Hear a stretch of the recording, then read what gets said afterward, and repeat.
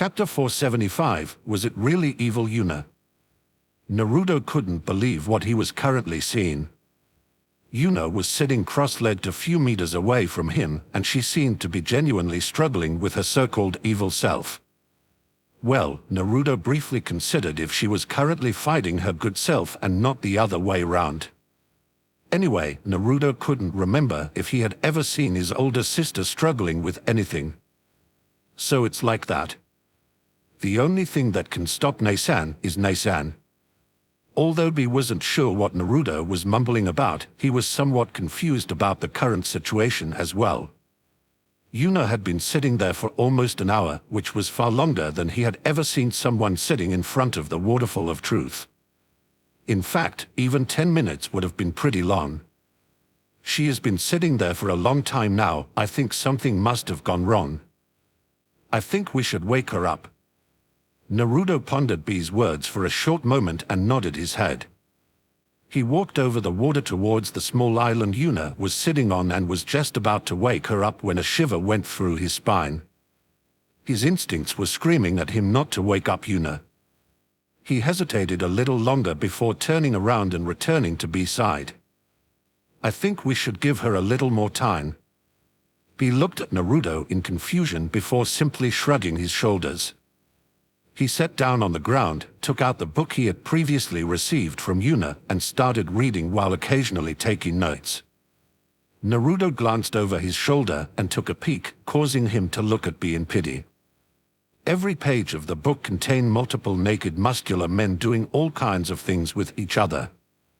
To make matters even worse, most of them looked similar to A and B. Naruto gave the book another glance and quickly analyzed the almost impossible to notice seal arrangement covering the whole thing. I see, it's attuned to B's chakra signature, so he is the only one who sees it as a book filled with lyrics. I'm sure that isn't the only nasty thing that book can do. Probably, but I don't want to look too deeply into it. Probably a smart choice. A few hours later, Yuna stood up with an annoyed expression on her face. Damn, why does this thing have a time limit? We were just about to get to the good parts. What? Do you even know how many war crimes you committed with your other self in such a short time? 3. IT was at least 7. Ma, if it wasn't 2 digits, then it's still fine, Tilda. Nei-san, are you all right? That must have been a very intense fight for you to take so long. While Yuna was talking with Kurama, Naruto ran towards her with a worried expression. Ha ha ha, yeah, it was very intense.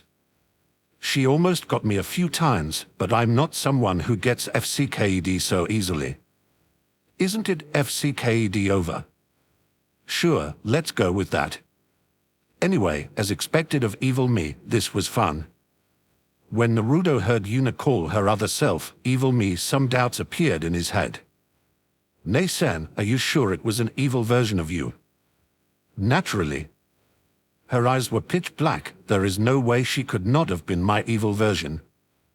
Although Naruto still wasn't entirely convinced, he decided to just shelf the issue. However, Yuna still had something else to add. Now that you breached the topic, there was really something weird about the other me. For some reason, she was wearing pure white clothing. Doesn't that kind of miss that evil version status? Shouldn't she have worn darker colors than me? Naruto looked at Yuna with a knowing smile before dismissing the topic as just something weird that happened. As expected, so it was a good version of her. Honestly, I'm not even surprised. Moments later, B reached the duo as well. Yo, what took you so long? Don't worry about it. I just got into a pretty FCKY situation, and we had to do quite a lot of back and forth. You know, just endlessly pounding our bodies against each other. Although B found the way Yuna explained the situation a little weird, he didn't comment any further on it. However, a light bulb appeared above Naruto's head when he heard Yuna's words. The way Yuna talked only sounded weird to B, but Naruto had lived with Yuna for a long time, so he could easily understand what she meant. She FCK'd her other self, didn't she? She probably did. Wait, if her other self was a good version of Nei-san, where would she partake in something like that? The perversion runs too deep. Whether good or evil, she will always be a pervert. That makes sense. Of course it does. While Naruto was chatting with Kurama, Yuna's eyes landed on him. Well, then, Naruto. It's time for you to meet your evil self. A frown appeared on Naruto's face when he heard Yuna's words, but after thinking about it for a short moment, he simply shrugged his shoulder. Sure, why not? Honestly, I'm rather curious what an evil version of me will act like. I wonder if he will act like a young Master Tilda. Naruto's body froze in place when he heard Yuna's teasing words. He wanted to deny Yuna's words, but he couldn't. He was the second most influential figure of Konoha's strongest clan. Frankly, there is no way an evil version of him would not act like an arrogant young master. Be sure to give me a recording of the fight, Naruto. Naruto shuddered a little when he heard Yuna's words. He inspected his body for hidden recording seals but couldn't find any, which didn't improve his concern by much. Despite that, he sat down cross-legged on the small island, and just like Yuna before him, he started meditating. Chapter 476, Dark Naruto. Moments later, Naruto found himself in a dark place that had nothing in it. After a few seconds of looking around, Naruto heard footsteps approaching him. Shortly after seeing who was approaching him, his face paled. It was a copy of himself. However, the copy had black eyes, wore pompous clothes, and was fanning himself with a fan. You are finally here. You made this young master wait for quite a long time. Naruto paled even further as he held his head in pain. Damn it, so evil me really is acting like a young master. The other Naruto chuckled in amusement when he heard the normal Naruto's words. Aren't you misunderstanding what is going on here? I'm not an evil version of you. I represent your deepest and darkest desire. Stop hiding your true self, Naruto, embrace it. Naruto's eyes widened in shock, and he took a step back when he heard the words of his other self.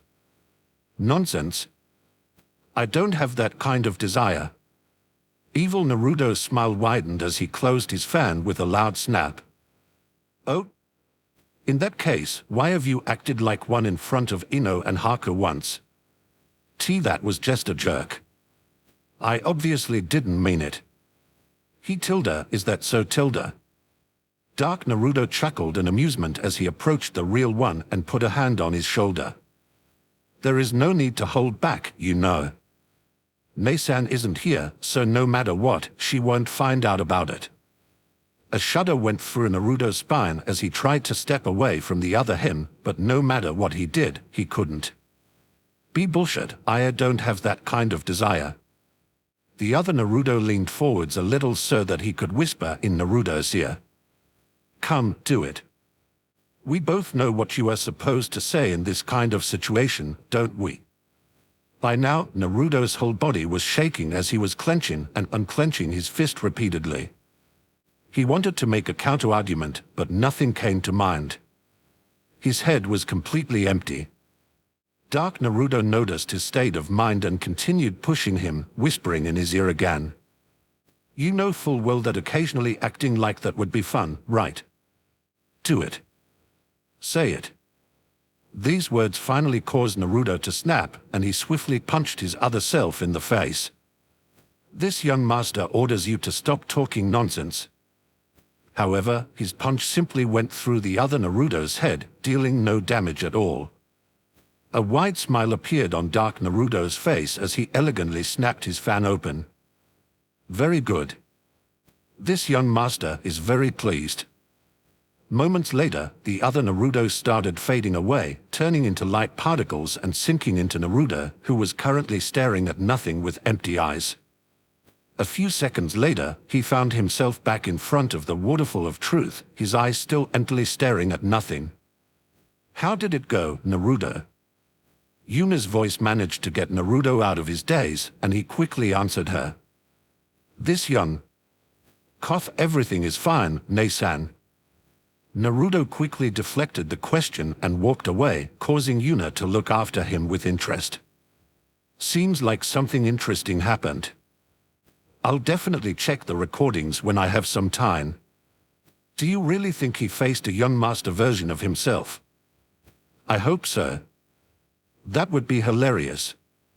A few minutes later, the trio walked into a vast cave that was situated behind the Waterfall of Truth. Wow, a cave behind a waterfall, so creative tilde. Naruto and B ignored Yuna's statement, and a few seconds later, they arrived at a statue that was made to look like a monster with a wide open mouth. You need to put your head in the statue's mouth. This is a test to see if you are worthy of entering. If not, the statue will bite off your head.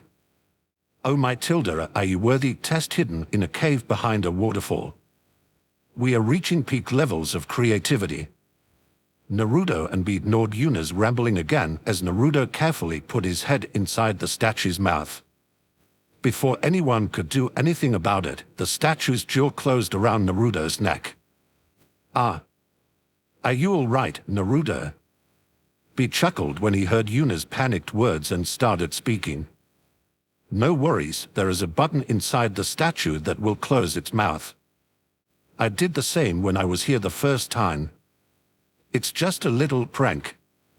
Before B could finish speaking, Naruto's body fell backward to the ground. His head was gone, and only a bloody stump was left. Huh? That's impo. B stopped speaking as killing intent so powerful it almost caused him to fate crashed into him. Yuna started talking with so much cold hatred in her voice that it almost caused B's eardrums to freeze over. So killing my little brother is only a little prank, huh? Good, good, good. In that case, I guess genociding every single person in Kuma could at worst be seen as a little roughhousing, right? A shiver went through B's spine when he realized that Yuna seemed to actually plan to do that. And no, wait. This is impossible. The statue doesn't have that kind of biting power. I see, that makes sense. So I guess my little brother's head just fell off by itself. That's No, that's not what I'm saying. Let's talk about this. Do you want to talk before or after I set off a Bijudama inside Kuma? B paled even further when he saw the determination in Yuna's eyes. Those eyes hold not the slightest bit of pity for the innocent. What kind of monster is she? She would actually do that. Ne-san, haven't you bullied him enough already? While B had not the slightest clue what he was supposed to do, a carefree voice echoed through the cave, dumbfounding him. He looked at the voice source and saw a headless Naruto, holding his own head in his hands. What the F? Naruto, why did you interrupt me so early? I was just about to make a Bijudama and teleport it away, claiming that I sent it into the middle of Kuma.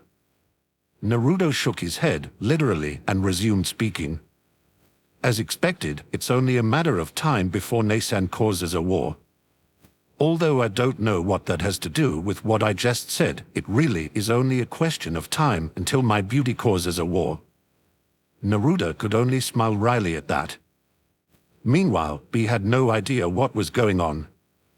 He couldn't help but look from Naruto's beheaded body to the head he held. Aido, is this Jinjutsu? I don't think it is. I have already flared my chakra multiple times and nothing changes. Then what is going on? No clue. Chapter 477, Meeting Yuki. While B had not the slightest clue what was going on, Naruto lifted his head, put it back on his neck, and started spinning it around, making it look like he was screwing it back on. After doing so for a few seconds, he was done, and after tilting his head left and right, he nodded in satisfaction. Yep, good as new. B managed to get out of his daze only after hearing Naruto speak. How did you do that? MHH. Do what? Taking off your head. Isn't that normal? P pretty sure it isn't. While B was still in disbelief about this whole matter, Yuna decided to continue the conversation. Issues about Naruto's head aside, why did you bring us here? B shook his head and decided to let this matter go. Naruto clearly didn't want to talk about it, and he wouldn't force him either. He could only conclude that it probably had something to do with seals. Even someone like him, who spends all his time running around and rapping, had heard about the Uzumakis and their seals by now. I have a good reason for bringing you here.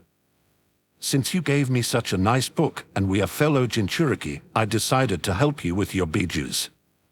While talking, he proudly took out a book that had two muscular men kissing on the cover and showed it to the jeweler.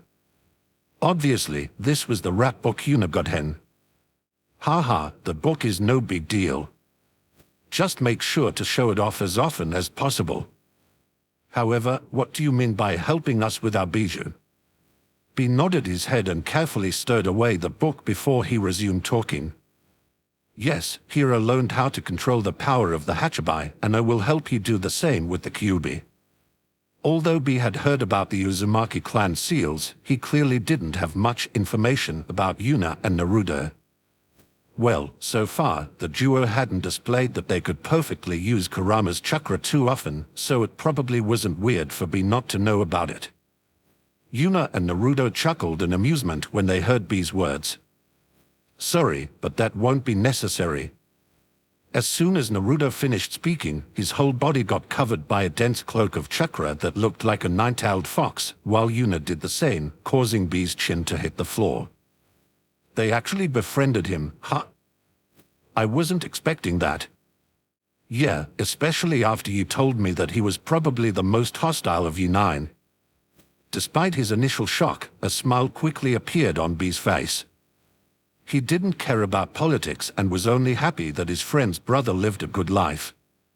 In that case, there is only one thing we can do. While B was talking, he lifted his right hand and pointed his fist at Yuna and Naruto. Let's talk. Yuna and Naruto nodded their heads and fist bumped B, resulting in all three of them feeling a familiar pull. Moments later, the trio found themselves at an intersection of three completely different worlds. One was a serene, snow-covered forest with gigantic mountains as a backdrop. The second was a massive beach with clear water and white sand. Additionally, there was a gigantic 10-story tall building that had the words Ichiraka Ramen written on it. And finally, there was an enormous sea with small islands spread throughout it. While B appeared standing on the Hachibai's head, neither Kurama's could be seen when the trio appeared here. The moment Naruto saw the Hachibai's massive form, Naruto's eyes shone with interest. Yo, you must be the Hachibai. Can you tell me your name? The Hachibai was slightly taken aback at how friendly Naruto was towards him. After all, he was a giant octopus with a human-like upper torso and a bull's head. Unlike Kurama, who looked more or less like a regular fox, the Hachibai's form was rather unusual. A small smile appeared on his face when he noticed how open Naruto was despite his surprise. I see, I guess someone like that should have a chance befriending that stubborn fox. As you have said, I'm the Hachibai and I was given the name Gyuki. Oh, that was much easier than with Kurama. Nice to meet you, Gyuki. I'm Naruto Uzumaki, and this is my sister, Yuna Uzumaki. Let's be friends. Gyuki couldn't help but laugh out loud when he heard Naruto instantly asking for his friendship with clear and innocent eyes. Additionally, since he knew Kurama's name, it was pretty clear that Naruto really was friends with Kurama. After all, Kurama would never willingly give a human his name. The only way for that to happen was if he became friends with said human. Ha ha ha, I like you, Naruto. Very well, let's be friends. Meanwhile, Yuna could only smile wryly at how easily Naruto befriended Gyuki. What did Hisoka call this again? Tok no Jetsu. The pathetically short name aside, it's really effective, isn't it? Even B couldn't help but be surprised at how easily Gyuki caved in. Although Gyuki became significantly less rampant since B befriended him, he was still an ancient beast, so Naruto befriending him so quickly certainly wasn't a matter of course. Moments later, Gyuki looked around in confusion, wondering why Kurama still hadn't appeared yet. Now that we are here, how come Kurama hasn't come here as well? Yuna and Naruto glanced at each other before shrugging their shoulders. If I had to make a guess, it's probably because they are engrossed in their new hobbies. Yeah, it started with Nasen's half, but mine found himself a hobby a few months ago as well. Hobby? Gyuki couldn't help but be surprised about that. Somehow, he couldn't see how Kurama could engross himself in a hobby. Who had ever heard of a giant fox having hobbies after all? His curiosity rose. Well, how about we go and find them, Ban? I'm rather interested in what has Kurama this captivated. Yuna and Naruto simply nodded their heads and started walking along Naruto's beach, quickly followed by Gyuki and Bei. Chapter 478, Is That Porn? After a few moments of walking along the beach, the little group reached their destination. When Bei and Gyuki saw what was currently happening, their jaws hit the ground. First, their gazes landed on a gigantic, almost entirely blue fox standing on all fours on a massive surfboard, expertly holding his balance by moving its tails around. Unlike the other parts of the ocean, this one was rather turbulent, and there were massive waves constantly bombarding the beach. Despite that, the fox easily maneuvered through the waves, showing off his surfing skills. Surfing? Seriously? Yuna nodded her head at B's question and casually answered him. Yeah, no idea where he got the desire to learn surfing from, but if that is what he wants, I don't mind. Oh okay, and what about the color scheme? This question was asked by Gyuki, who, unlike B, knew Kurama's original color. Well, Kurama's chakra has always been heavily corrupted by hatred, so we are working on getting rid of that hatred. Wait, what? Is that possible? Nothing is impossible. Gyuki could only look at Yuna in utter bewilderment. He couldn't believe that hatred that had accumulated over thousands of years was something that could be removed. Especially if it was paired with the hatred inherited from the Jubi. Despite that, he was happy for Kurama. All that mess certainly put a burden on him, so being freed from it can only be a good thing. After getting over the shock of seeing a gigantic fox surfing, the duo let their eyes wander some more, and a moment later, they noticed another Kurama. This one was still mainly in his original color with only a few yellow patches here and there, showing that this one wasn't as far from getting rid of his corruption as the first one. This Kurama was lazily sprawled on a sun chair and was reading a book. On the cover of the book, two foxes were doing something. Kurama, what the hell are you reading? Kurama looked up and glanced at Gyuki with some confusion in his eyes. When he saw Gyuki look at him with accusing eyes, he tilted his head in confusion. Gyuki, it's good to see you again after such a long time. As for what I'm reading, well, it's a little embarrassing, but recently I have become fond of the light-hearted romance genre.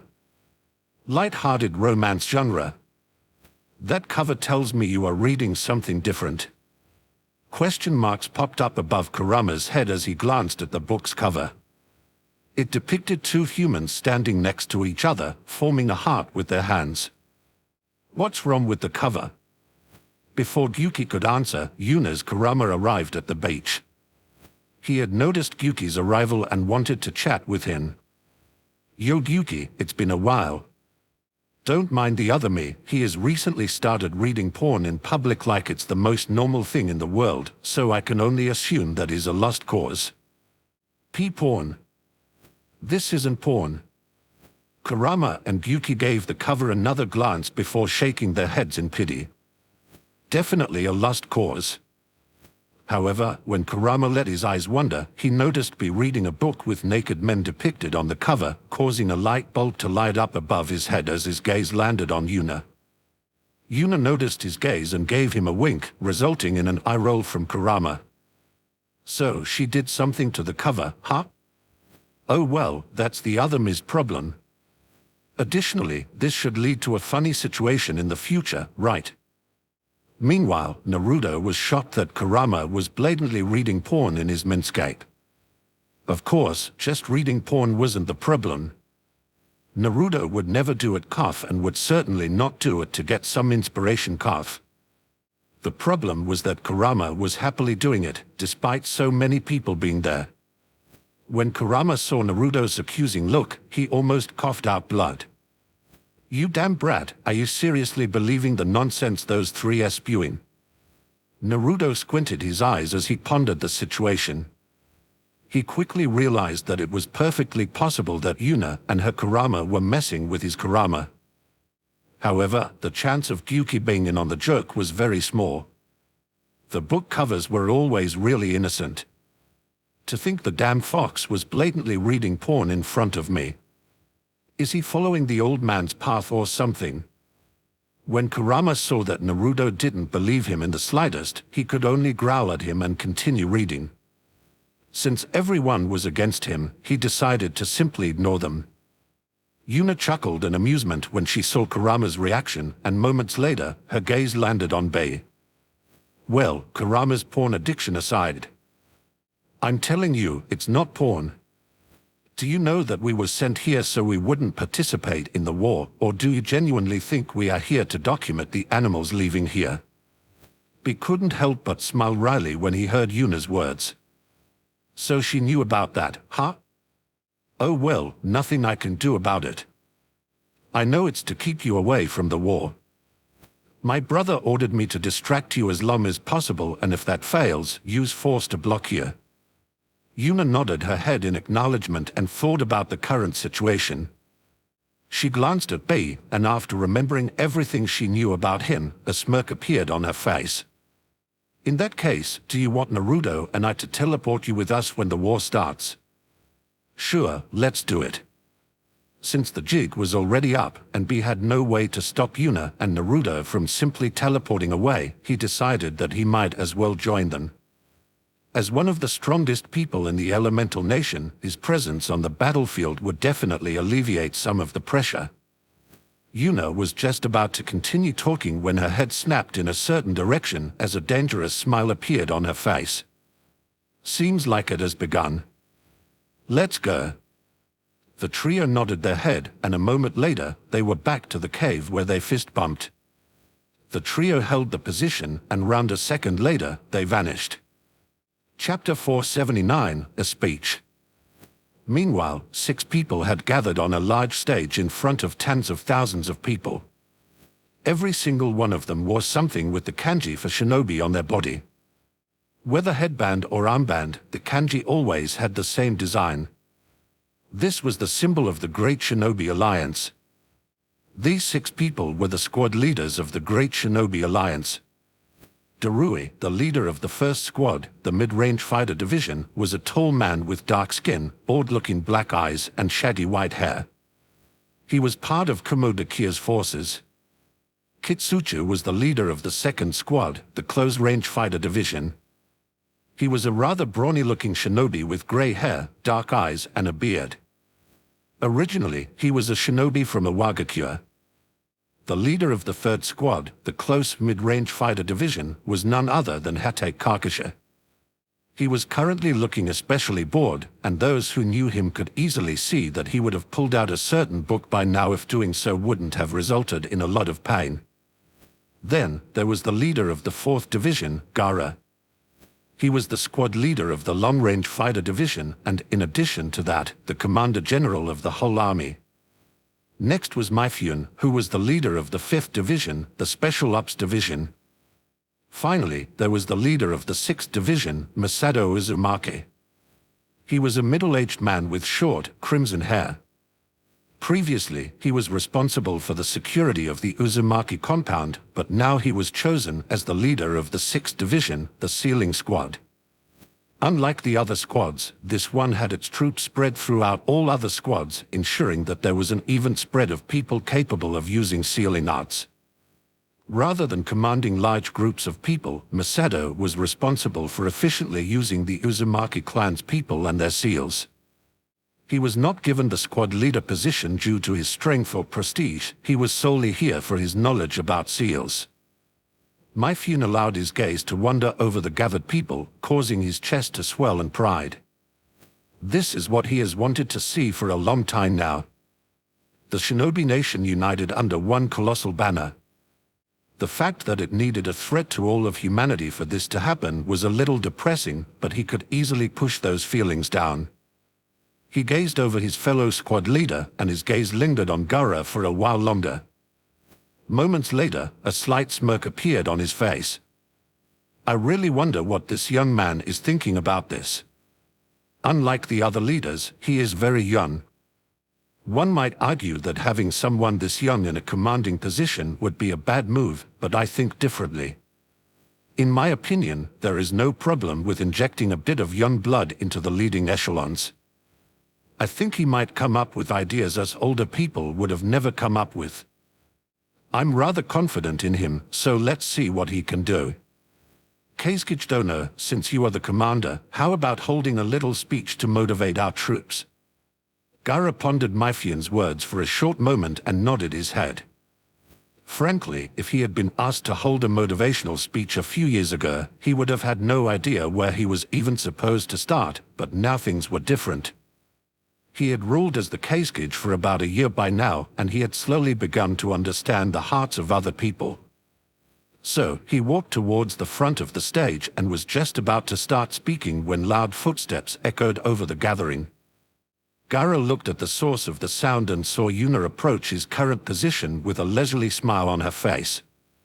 As soon as Yuna appeared, a report was sent to A through the Yamanaka clan's communication technique.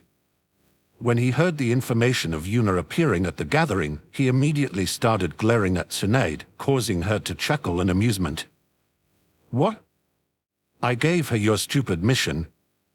I told you from the start that this wouldn't work. A's glare intensified before he snorted in disdain and averted his gaze. This will have consequences. Yet again, Tsunade couldn't help but snicker after hearing A's words. I doubt that. Meanwhile, back at the gathering, Gaara realized that Yuna was very likely walking towards him because she wanted to hold the speech instead of him. So, Gaara did the only sensible thing he could think of. He quickly stepped back and gave Yuna his spot. Yuna gave him a simple nod and took his place. She let her eyes wander over the crowd, and after a few moments, she was ready to start her speech. However, hey, did you just bump into me, IWA scum? Huh? Do you want to go a few rounds, tacky bastard? A quarrel started in the crowd. Frankly, it's more surprising that this was the first conflict that happened. After all, there was a lot of tension in the crowd. Before anyone could start anything significant, an ice wall rose between the two arguing people, separating them. Ma, could you keep your annoyances bottled up until we are done saving humanity, please? The reminder of what was currently at stake immediately silenced the crowd, causing Yuna to nod in satisfaction. Very well, all of you should realize that currently you are not IWA or Kumo Shinobi, but just Shinobi. As she said that, she pointed at the new Shinobi headband she had tied around her upper arm. A few people that knew that Yuna was sent away on a mission so she would stay out of the war briefly wondered where she got that headband from, but they swiftly dismissed their question. So, without any interruptions, Yuna continued speaking. We have no time for petty squabbles against each other's nations during this war, as we are here to fight for humanity itself. Wow, I'm impressed. That was disgusting. I know, right? Yuna saw that a fire started burning in everyone's eyes and nodded in approval. Good, raising their spirit was a success. Now, it is time to crush it. I'm not surprised in the slightest. Now that that is out of the way, let me ask you another question. The crowd started whispering with each other in anticipation of what Yuna might say. When Yuna saw the intrigue on everyone's faces, her face split into a monstrous grin. Why do we fight wars? Chapter 480, Why do we fight wars? Why do we fight wars? Confused whispering spread through the gathering as everyone wondered why Yuna asked such a question. Obviously, there were a lot of reasons why wars are fought, but Yuna wanted to get a specific answer to her question. She scanned the people in front of her with her eyes, and after a few seconds of searching, she found a good candidate. She lifted her hand and pointed her finger at a woman that appeared to be in her early 30s. I assume you fought in the last war, right? What do you think? Why are wars fought? The woman was surprised that Yuna singled her out, but she nevertheless gave a quick answer. We fight to protect our loved ones and village. Yuna nodded and in approval when she heard that answer. Indeed. We fight to protect. I assume most of the people here are of the same opinion. Yet again, the crowd started whispering, and although it wasn't entirely clear, most seemed to agree with that answer. It sounds like you agree. In that case, why are we even fighting? Confused rippled through the crowd when they heard Yuna's question. After all, haven't they just reached a conclusion to that question? Yuna chuckled at the confused gazes directed at her and resumed speaking. You are misunderstanding me. If we all want to protect something, then who is the attacker? If everyone wants to defend, who is attacking? Obviously, that was a very one-dimensional point of view, but as long as Yuna continued her speech, it wouldn't matter.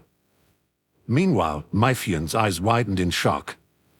He could make a good guess what Yuna wanted to do, and he had to absolutely stop it. Yuna don't know, you shoal. And then he was teleported away.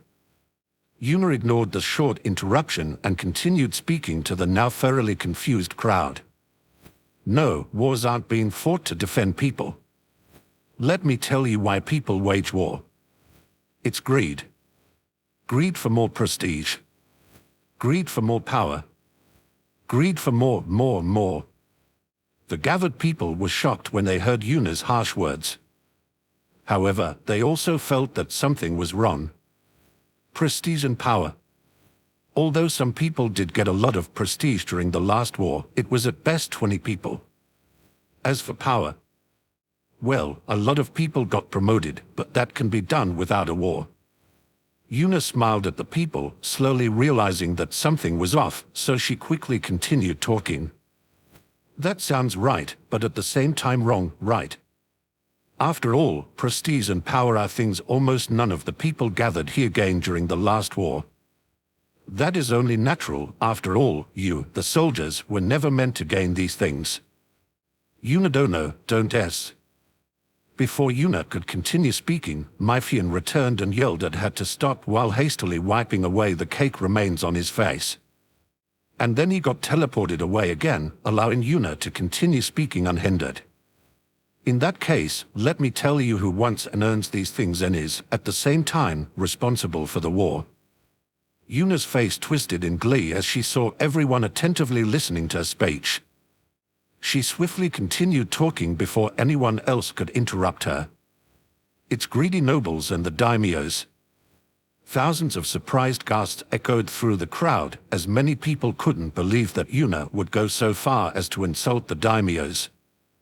As Yuna once mentioned, a king, no matter how incompetent, is usually deeply respected by their people as long as they aren't acting like a tyrant, so Yuna continued speaking before anyone could complain. They just can't get enough.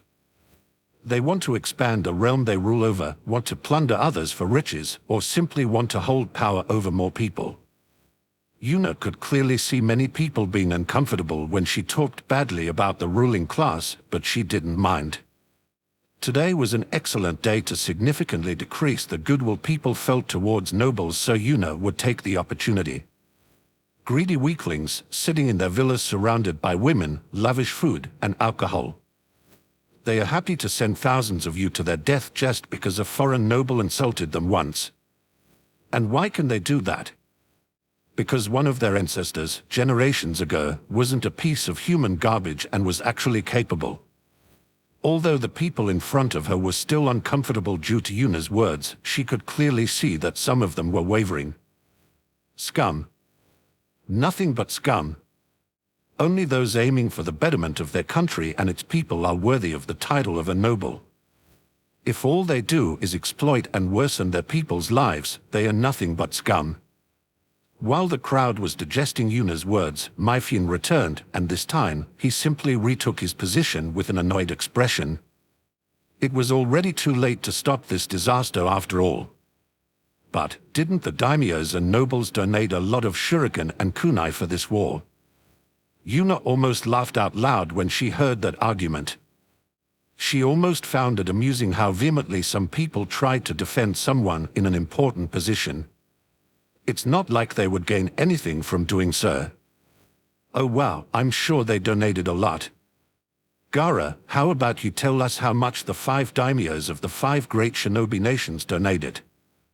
The attending people couldn't help but feel weird due to Yuna's mocking tone.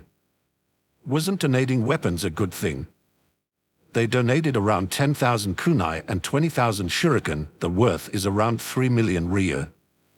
The crowd was awed when they heard such a massive number. Some of them couldn't help but mockingly look at Yuna as if they had just humiliated her. Oh, I see. In that case, how much did my Uzumaki clan donate? That is hard to tell.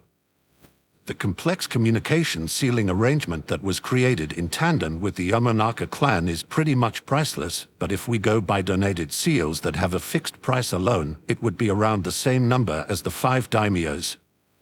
The crowd was silenced instantly. The silence was so awkward that Yuna could pretty much taste it. It was delicious. Wait a moment, you spoke of living a lavish life surrounded by women. Aren't you doing the same? Yuna chuckled in amusement when she heard that question. Very well, round 2. I cannot help but feel a little bit of pity for them. Must be because there aren't any Uchiha in there. Probably. Chapter 481, Aching on the Crowd. Yuna couldn't help but smirk at the person who asked that question. You jealous?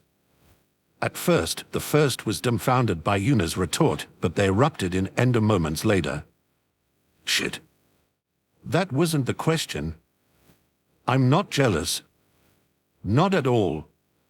Yuna chuckled in amusement due to the person's anger and casually waved his words away. Anyway, you misinterpreted my words. I'm not condemning the lifestyle itself. I'm condemning people who live like that without earning it with various notable achievements. If a wise king that allowed his country to prosper lives a lavish life surrounded by women, who am I to complain about that? Noblesse oblige. Whoever claims to be noble must conduct himself nobly. Everything that happened outside of that, I honestly don't care. Although the person who previously complained clearly wasn't happy yet, they didn't argue further.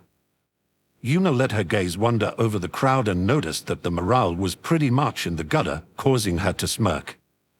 Guess it's time to finish this up. Anyway, we have gotten rather off topic. My initial question was, why do we fight wars? I answered that with agreed. However, this war is different. We are not fighting because a power-hungry noble wants more power. Nor are we fighting because one daimyo insulted another. There will be no grudges after this war. After all, the victory for one side means total annihilation for the other. The real question is, what are we even fighting? Well, let me show you. As soon as Yuna finished speaking, a bound, white creature appeared on the stage, making quite a few people gasp in surprise. Yuna lifted the creature by one of the ropes tying it and displayed it to the crowd. I present to you, White Zetsu. A humanoid beast created explicitly for this war. A mindless monstrosity. As if White Zetsu wanted to drive Yuna's point home, a beastly screech escaped its mouth, making the people in the front row flinch due to the loud noise. Disgusting creatures that try to imitate humans to garner sympathy without the necessary intelligence. Help, no kill, family. Oi, aren't you putting it on a little thick here? Won't they notice that you were lying when they fight White Zetsu for the first time? At that point, it will no longer matter. Besides, I'm not done yet. While Yuna and Kurama were having a quick conversation, the crowd was shocked when the screeching thing Yuna was holding suddenly started speaking in a pitiful, fear-filled voice, making them realize that it was trying to invoke their pity. Yuna noticed that the opinion she wanted the crowd to have about White Zetsu was slowly settling in, making her smile. However, that isn't even the best part of this war. No matter how cold-blooded and battle-hardened you are, there will always be a smidgen of guilt after killing a fellow human. Something along the lines of occasionally feeling another human's blood on your hands. I don't think you ever had that feeling. Kurama, have you forgotten? I'm insane. Right, that slipped my mind for a second. Yuna noticed that quite a few people became uncomfortable due to her words. She did not doubt that quite a few people present here might occasionally have bad dreams about the people they killed. That was simply something that came with the profession, and there is nothing that could be done about it. So, she swiftly continued talking. This time, there is no need to worry about this. After all, these monstrosities can be killed without the slightest feeling of guilt. Their life is worth less than that of an animal killed for its meat, since the animal can at least feed a family after its death. Additionally, Yuna changed the way she was holding White Setsu and grabbed its head. After exerting a bit of strength, it popped like a water balloon, splashing white liquid everywhere. There is not even a need to worry about blood. Quite a lot of people felt disgusted when Yuna popped the creature's head, but when they saw that only some weird white substance came out and not brain matter and blood, they couldn't help but feel the creature to be quite surreal. After all, how could it even live without a brain? No matter how they looked at it, White Setsu could barely be considered a living being. Yuna casually wiped away the white gooey substance as she noticed that change in mood. This was precisely where she wanted the people present to be, causing her to smile viciously, immediately silencing everyone's discussions. Have you ever bragged how many people you killed on a mission to your loved ones? An awkward silence followed Yuna's words. The answer to that was rather obvious. Of course, they haven't. Pretty sure you have done that before. Kurama, again, insane. Right. This time, the situation is different. What if you killed 100 of these things by yourself? Good, you just did something objectively good. Be proud of it. Yell your achievements out to the world. At first, everyone was somewhat surprised by these words, but they realized what Yuna was implying moments later. Since these things were just a bunch of freaking monsters, isn't killing them something good? Couldn't they fight in this war with a clear consciousness, as all they did was kill a bunch of monstrosities? Rule 1 to starting a genocide: convince your people that the other party is an inhuman monster. This will turn the slaughter into a good deed in their minds. Yes, you are the main villain. We got it. Ha ha ha. Ku ha ha ha ha. Ku ha ha ha ha. Yuna's expression turned even more vicious when she felt the mood switch further and further towards where she wanted it. That's right, these aren't humans. Hell, they are not even animals. Just a bunch of disgusting monstrosities. Killing them is no sin. Slaughter them. These monsters want to defeat humanity. Stand firm on the side of your fellow humans and eradicate them. Total genocide. Leave none alive. Slaughter. Everyone was taken aback by Yuna's explosive shift in mood, but they had already reached the point where they looked at White Setsu as nothing more than a monster that needed to be killed, so they quickly got swept up in the mood as well. That's right, aren't they the aggressors? We will defend humanity. Yes, we will kill them all. Slaughter them. Because of those bastards, I missed Tucha's special ramen offer, you know. Slaughter them, you know. And with that, the crowd turned into a frenzied mob, seething so much anger and hatred that Yuna could practically taste it. Delicious Tilda. Is it really fine to fight this war when everyone is like that? Ma, it will be fine. Slaughter. Slaughter. Slaughter. Probably. And just like that, Yuna finished her speech with everyone chanting the word slaughter with hate-filled eyes. Chapter 482, An Angry Old Man.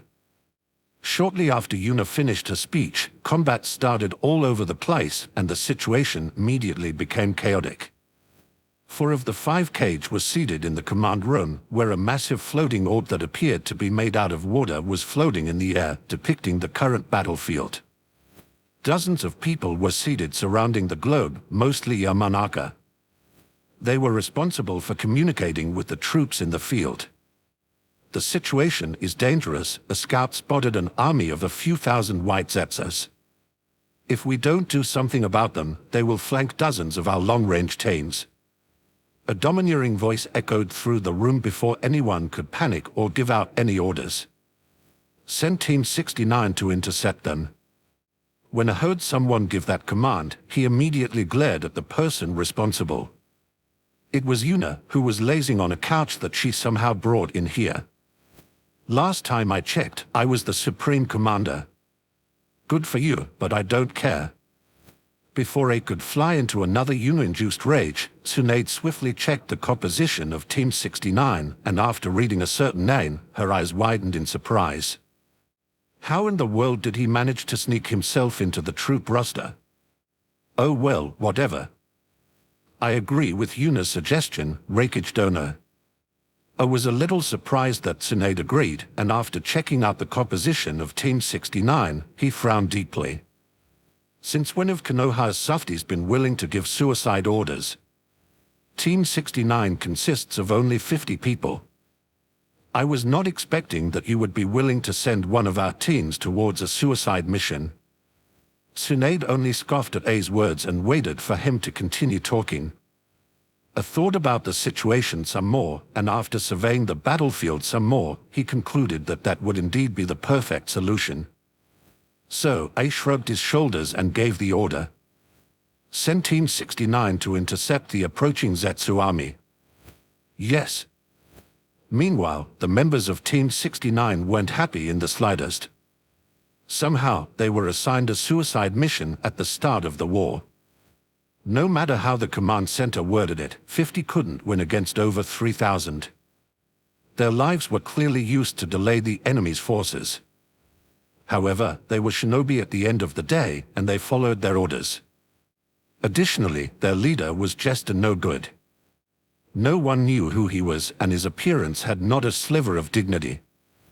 A few minutes later, the enemy's forces appeared in front of them, causing them to pale. An advantage of 20-1 was not something anyone in this team believed they could overcome. To the surprise of almost everyone in the group, their leader stepped forward as soon as he saw the enemy. Their leader was an old, goofy-looking man. He wore loose-fitting flip-flops, pink cargo shorts, and a wrinkled shirt.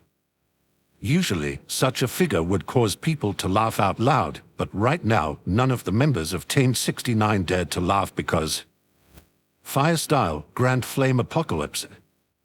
Water style, Catastrophic Tsunami. Wind style, Mountain Shredding Twister.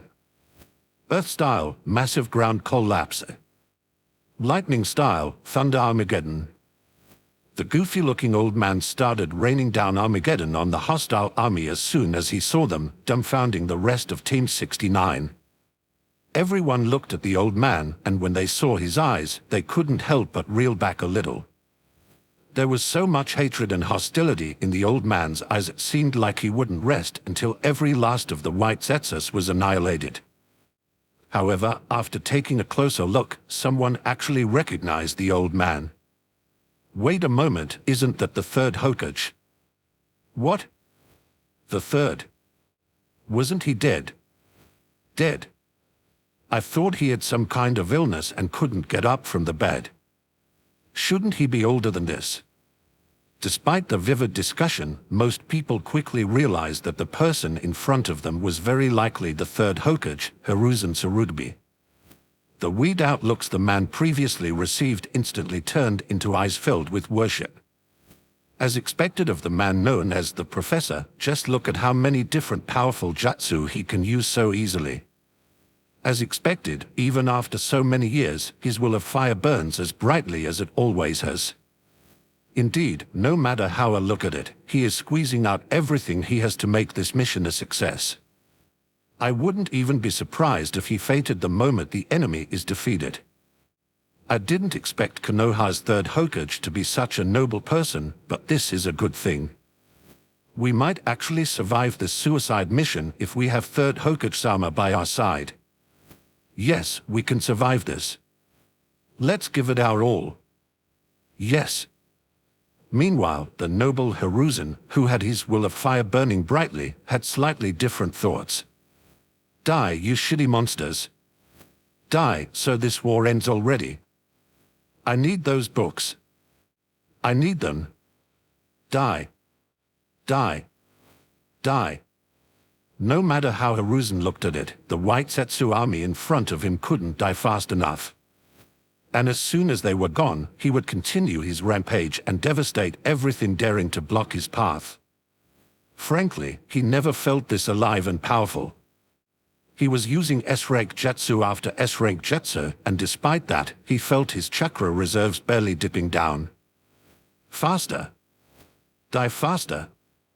Right, I'm so stupid. While cursing the enemy's army, Hiruzen realized how stupid he was for handling this so inefficiently. Moments later, 4 clones pooped up next to Hiruzen, and the rain of fire, water, earth, wind, and lightning jutsu immediately intensified. However, the other team members widened their eyes when they saw him use the shadow clone jutsu. Third Sama, don't go too far over your limit. Please restrain yourself, Third Sama, or you might actually die. Meanwhile, Hiruzen wondered why these people followed him all the way here, and now they even started talking some nonsense about holding back. Wait a second, did you not offer these people something if they prevent me from finishing this too quickly? Shit, as expected of that monster, nothing is easy with her. But whatever, as if a small group like that could hold me back. As that thought appeared in Hiruzen's mind, a vicious smile appeared on his face. He ignored the people following around and jumped straight into the approaching Zetsu army. Hee, try following me in here. Let's see how determined you are to stop me. Naturally, Team 69 was shocked when Hiruzen suddenly went for what they interpreted as a suicide dive. Third Sama. Chapter 483, Report about Team 69.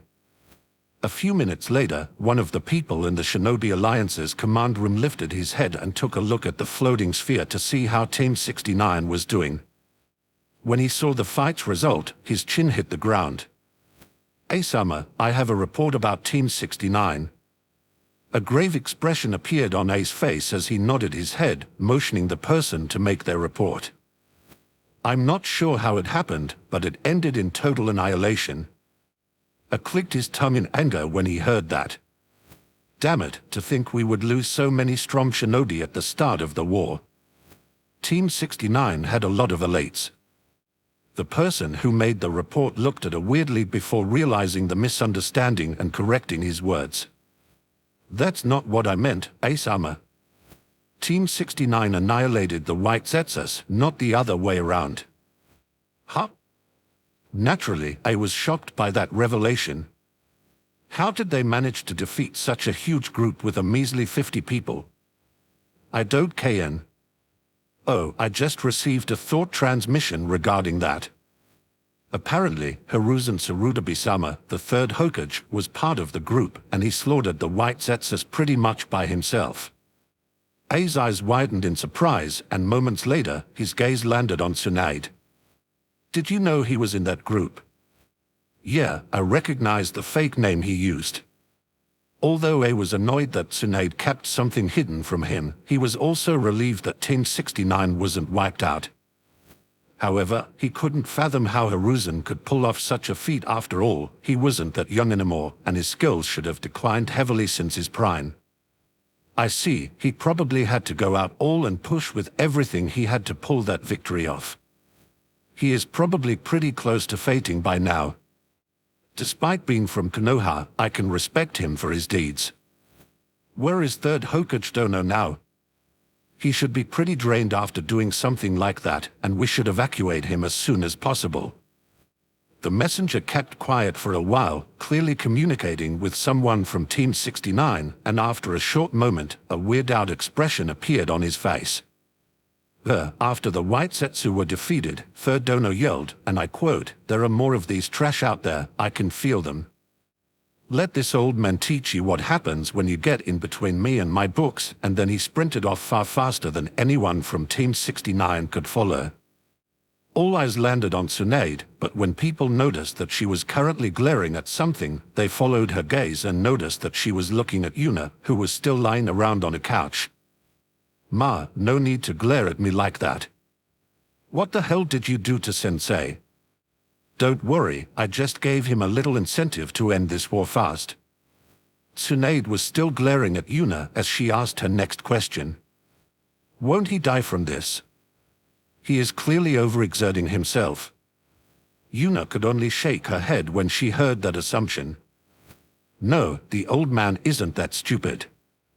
After all, if he were to die, he wouldn't get his prize either, so survival is a must. Although Tsunade still wasn't happy, she decided to trust Yuna's words and Hiruzen's skill on the battlefield.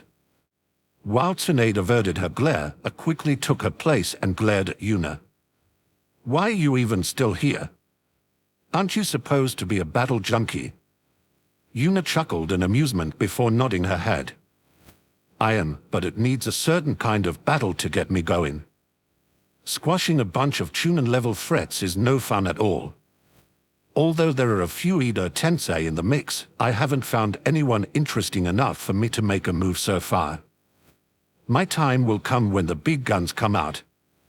And nodded in agreement at Yuna's words. Frankly, Yuna not participating yet was the way to go.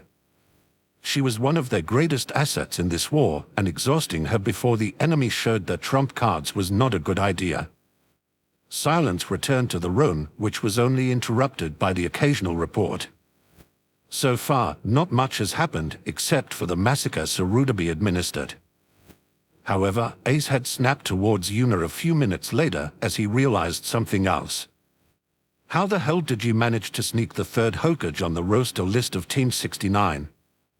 You clearly knew that he was in there, otherwise you wouldn't have recommended that Tain. Yuna couldn't help but give a weird out look when she heard that question. How did I get him on there? Is he an idiot? Isn't that pretty obvious? There are people out there that are not used to you yet.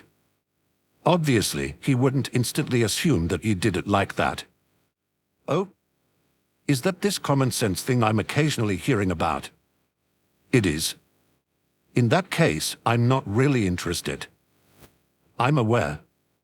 After her short chat with Kurama, Yuna put her attention back on A and started speaking. How did I get him on there? Isn't that obvious? Through bribery and a healthy dose of coercion. While Tsunade could only facepalm at Yuna casually confessing her crimes of again, A almost had one of his blood vessels burst. You manipulated our army's troop constellation through bribery and coercion.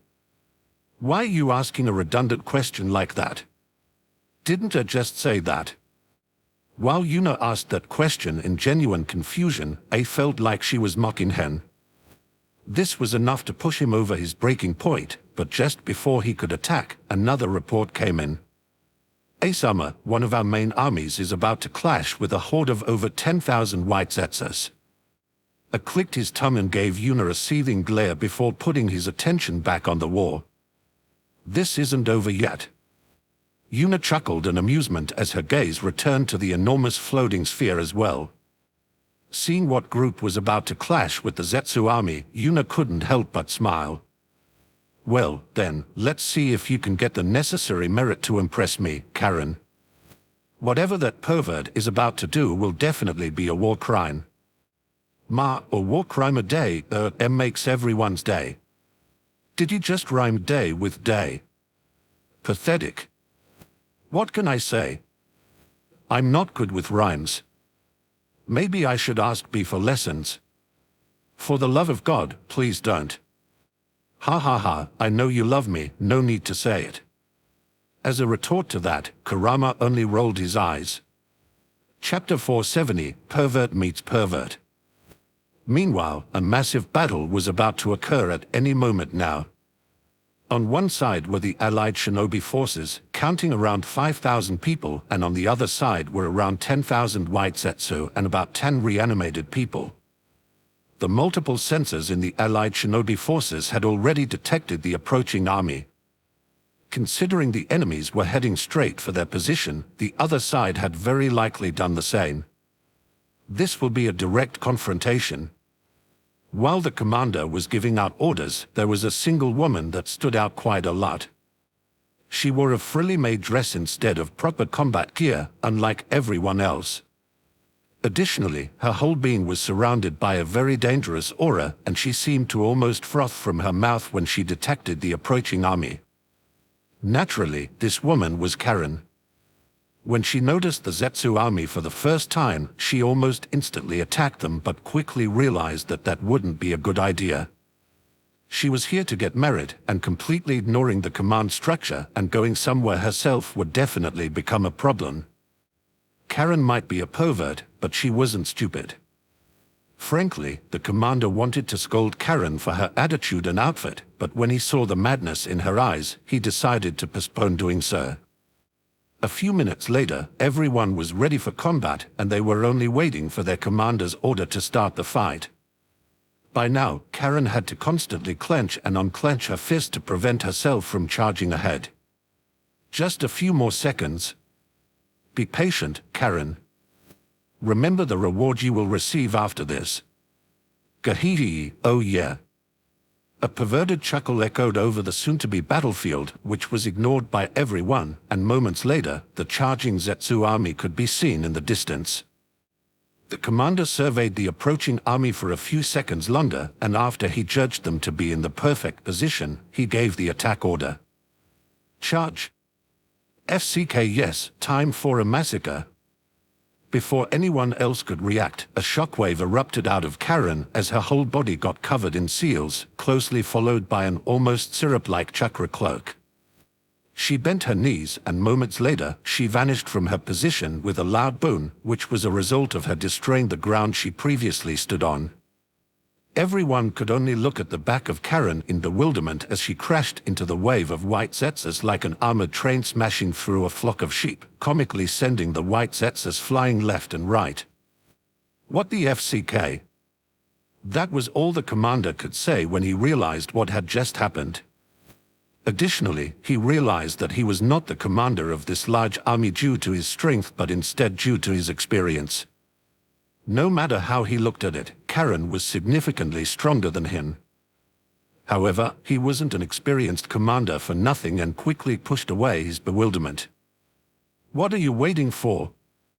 I said charge. And stay away from that crazy woman. Oh. And just like that, the first massive battle started. Meanwhile, Karen was rampaging around on the battlefield. 7 chains grew out of her back and were menacingly crushing everything around Karen, killing dozens of white Zetsus every few seconds. While rampaging around, Karen noticed a tall woman with the symbol for Sunigakure on her forehead protector, her black eyes undoubtedly making it clear that she was reanimated. She had green hair that she tied in a bun on top of her head with a hair needle running through it and 2 strands of hair with orange tips framing each side of her face. Found the first one, Tilda. Obviously, killing a bunch of small fries wouldn't earn her too much merit, so Karen's goal was clear from the start: seal as many reanimated people as possible. Meanwhile, the woman looked around her surroundings with a frown. For some reason, she felt like someone was looking at her like a predator would look at their prey. Before she could find the source of that feeling, the ground in front of her burst open and a single chain shot at her. Although the woman didn't know what kind of technique this was, she quickly jumped to the side to dodge the chain. Unfortunately, this was exactly what the attacker was hoping for, as 6 more chains burst out of the ground and pierced through her body. What the F? Before she could even exclaim in surprise, Karen appeared in front of her and slapped a seal on her stomach, causing a complex array of seals to cover the woman's body. Before the woman could do anything else, there was a small puff of smoke. After the smoke cleared away, the woman was gone and was instead replaced with a small capsule, which Karen swiftly stowed away. 1 down, a lot more to go. Karen was just about to continue her rampage when she heard someone else make a commotion not too far away from her, surprising her a little. I didn't expect someone else to dare to charge this deep into the enemy forces. Karen looked into the air and saw two people flying towards her. An old man in a goofy outfit and a young man wearing an Akatsuki cloak with blonde hair. Karen quickly noticed that the young man was reanimated while the old one wasn't. Seconds later, the old man landed close to Karen while smashing the young one into the ground, face first. Just like with the woman Karen just sealed, the young man was instantly covered by seals and turned into a capsule. Snort, this small fry actually tried to ambush me from the air. What a jerk. The old man got up and noticed Karen standing not too far away from him. He wanted to ask why such a young lady was so deep in the battlefield, but before he could say anything, his eyes met hers, causing him to freeze up. Karen had the same reaction when she met the old man's gaze and couldn't help but hold eye contact. Awkward silence covered the battlefield, only interrupted by the sound of a white Setsu casually getting punted away by one of the two. On one side was an old man wearing flip-flops, cargo shorts, and a crooked shirt. On the other was a young woman wearing a skimpy-made outfit. Truly a unique meeting. The duo stared at each other for a while longer before both nodded in recognition and turned around to rampage somewhere else. Different people, different ages, different experiences, different gender, and yet they were walking a similar path. Back in the command center, Yuna got up from the couch and slightly raised her head while moving her hands behind her back. She seemed to be deep in thought as a profound expression appeared on her face. Perversion truly unites people, doesn't it? While everyone in the room was looking at her in confusion, Kurama had a rough idea of what had happened. So they met, huh? How do you even know about that? I could feel two perverts resonating with each other. Right, that makes sense. Chapter 471, Cutting the Connection. Meanwhile, Hinata just finished setting up a small temporary base with a small group of fellow shinobi. They were about 10 people, but Hinata only knew Sai and Kankura personally. This small group was supposed to ambush the enemy's troops, however, she could already feel trouble brewing. Since she felt something was off, she carefully scanned her surroundings, and moments later, she found what she was looking for. A few dozen meters away from the camp, a single shinobi slowly dragged his body to their position. I found a wounded ally. I'll take a look. Kankura, the team's leader, simply nodded his head while slowly following after Hinata in case this was a trick. Hinata scanned the wounded person with her eyes, causing her to frown. He can't be saved. He will be dead within a few minutes. Additionally, before Kankuro and the rest of the team could come too close, she secretly gave them a sign to stand back, which they did. As soon as Hinata was within an arm's reach of the wounded person, she heard a faint clicking sound, and moments later, the person in front of her exploded into a shower of gore and deadly needles. Dozens of needles hit Hinata's body, sending her flying away, resulting in her breaking through multiple trees. Shit, Hinata. Cold sweat poured down Kakuro's back as his whole body trembled in fear. Did Hinata just die under my command? W1T Yuna hunt me down as soon as she hears about this. Gulp will sooner be all right. No, calm down, Kankuro. There is no way one of her people would die from such a silly trap. This has to be a trick. Satisfied with his conclusion, Kakuro's gaze landed on the person who had just arrived here. It was a young man with red hair, and Kankuro immediately knew his identity. Sazori of the Red Sand. Oh? Aren't you that Brett from Suna? It seems like both of our teams are supposed to ambush the other army, huh? What an interesting meeting. Around a dozen more people appeared, all of them had the typical black eyes all reanimated people had. There was a grave expression on Kakuro's face as he realized that the winner of this battle might even tilt their side towards victory. Sazori could only chuckle when he saw Kankuro's expression. There is no point in resisting, brat. After all, we can't die. Just when Sazori was about to say the word die, a thin water blade stabbed into his back, through his heart, and finally came out of his chest. You didn't really think such an insignificant trick would get me, did you? Kankuro sighed in relief when he noticed that Hinata seemed to be unhurt and was only setting up a chance for an ambush. However, now wasn't the time to be relieved, he needed to act. Quickly, seal him away before he can regenerate. That won't be necessary. Hinata pulled her weapon out of Sasori's body, and to everyone's surprise, he fell over while the Edo Tensei stopped supporting his current form, turning him back to the person who was sacrificed for the Jutsu. Somehow, the Edo Tensei stopped. What was it again? I believe it was, "There is nothing I cannot cut." Something like that, right? Although it looked like Hinata only pierced through Sasori's body, she actually severed the connection the caster of the Jutsu had with the person being reanimated. Well, shall we clean up the rest? Kankuro couldn't help but shiver a little when he heard how easily she said that. So this is what Yuna's people are like, huh? How terrifying. It's good that they are on our side. Meanwhile, a snake-like man looked up in confusion in a well-hidden cave. I lost the connection to one of my reanimated people. How is that possible? He quickly manipulated the Edo Tensei to share his sense with one of the reanimated people that were close to the one whose connection was cut. However, after doing so, all he could see was a pair of white eyes before the connection was cut again. What the hell?